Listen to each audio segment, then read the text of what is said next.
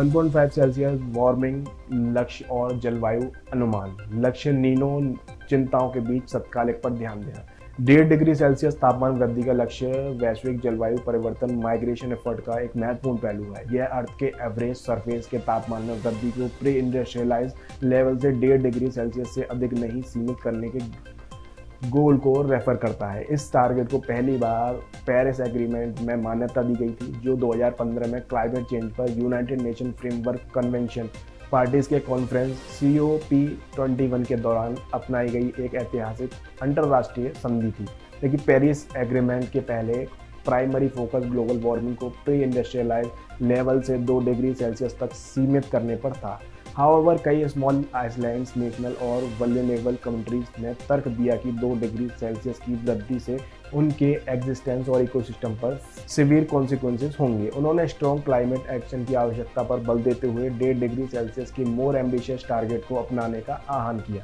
वहीं जलवायु विज्ञान के लिए अग्नि अंतर्राष्ट्रीय निकाय क्लाइमेट चेंज पर इंटर गवर्नमेंट पैनल यानी IPCC को प्री इंडस्ट्रियल लेवल से 1.5 डिग्री सेल्सियस ऊपर ग्लोबल वार्मिंग के इम्पैक्ट और टारगेट को अचीव करने के लिए आवश्यक green house gas emission pathway का आकलन करने का काम सौंपा गया। देखिए, अक्टूबर 2018 में IPCC ने 1.5 डिग्री सेल्सियस की ग्लोबल वार्मिंग टाइटल से एक स्पेशल रिपोर्ट जारी की, जिसमें 2 डिग्री सेल्सियस की तुलना में तापमान को 1.5 डिग्री सेल्सियस तक सीमित करने के लाभों का कॉम्प्रिहेंसिव एनालिसिस प्रदान किया गया और टारगेट अचीव करने के तरीके को तैयार किया गया। वहीं IPCC की स्पेशल रिपोर्ट जारी होने के बाद से 1.5 डिग्री वार्मिंग टारगेट ने ग्लोबल लेवल पर लोकप्रियता हासिल की है और वेरियस गवर्नमेंट्स, बिजनेस और सिविल सोसाइटी ऑर्गेनाइजेशन ने इन सीमा के भीतर रहने के लिए मजबूत जलवायु कार्रवाई करने की अर्जेंसी को पहचाना है। कई कंट्रीज ने लो कार्बन और न्यू रिन्यूएबल रिसोर्स में ट्रांजिशन और क्लाइमेट रिसाइलेंस बढ़ावा पर ध्यान देने के साथ 1.5 डिग्री सेल्सियस गोल के साथ अलाइन करने के लिए अपनी क्लाइमेट प्लेड्स और कमिटमेंट को बढ़ाया है। इन एफर्ट के बावजूद 1.5 डिग्री सेल्सियस तापमान वृद्धि लक्ष्य के भीतर रहना एक कठिन चुनौती बनी हुई है। दुनिया पहले ही 2021 तक प्री इंडस्ट्रियलाइज लेवल के लगभग 1.1 डिग्री सेल्सियस अधिक गर्मी का अनुपालन कर चुकी है और वातावरण में ग्रीन हाउस गैसेस के कॉन्सेंट्रेशन में वृद्धि जारी है। वहीं क्लाइमेट चेंज के एफर्ट जैसे कि frequent and intensive heat wave, hurricanes, wild Fyers और फ्लड पहले से ही देखे जा रहे हैं, जो एक्शन की अर्जेंसी को रेखांकित करते हैं। इस साल की EL नीनो की घटना में 1.5 डिग्री सेल्सियस की सीमा को पार करने को लेकर चिंताएं और बढ़ा दी हैं।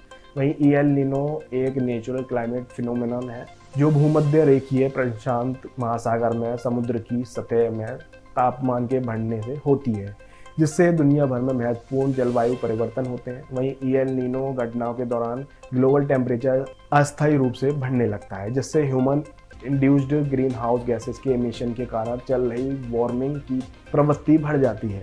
अंत में हम यह कह सकते हैं कि इस लक्ष्य को प्राप्त करने के लिए इंडिविजुअल और कम्युनिटीज़ को लेकर गवर्नमेंट और इंटरनेशनल ऑर्गेनाइजेशन तक सभी लेवल पर तत्काल और निर्णायक कार्रवाई की आवश्यकता है। क्या आपको पता है 1.5 डिग्री सेल्सियस वार्मिंग का क्या टारगेट है? अगर पता है तो कमेंट बॉक्स में कमेंट जरूर करें। Thank you.